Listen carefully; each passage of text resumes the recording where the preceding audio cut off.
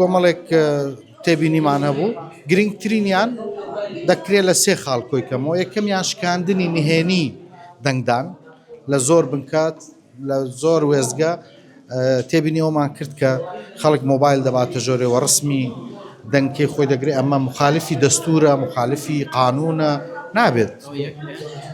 دووەمین جۆری پێشەڵکاری مەسلەی بەردەوامبوونی بانگەشە لە نزیک و لە هەندێک حاڵەت لە ناو بنکەکان یعنی تەوزیعکردنی کارت و ئەو ئەمانە مخالیفە تەواو. ئێستا ئێمە لە کاتی سەمتی انتخابین.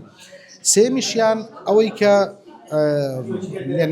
ملاحەزەمان کردبوو مەسلەی تەفاوتە یان جیاوازی لە جێبەجێکردنی یاسا و ڕێساکان لە نێوان بنکەیەک بۆ بنکەیەکی تر. 53 حاڵەتمان هەیە کە لە هەموو عێراق تەبەن ئێمە تۆڕی هەڵبژاردنەکان لە هەموو عێراق 6,000 چاودێرمان هەیە بە کۆی 53 حاڵەتی توندوتیژی و شەڕ و بەکارهێنانی چەک هەبووە و ئەوانە کراونەتە سکاڵە.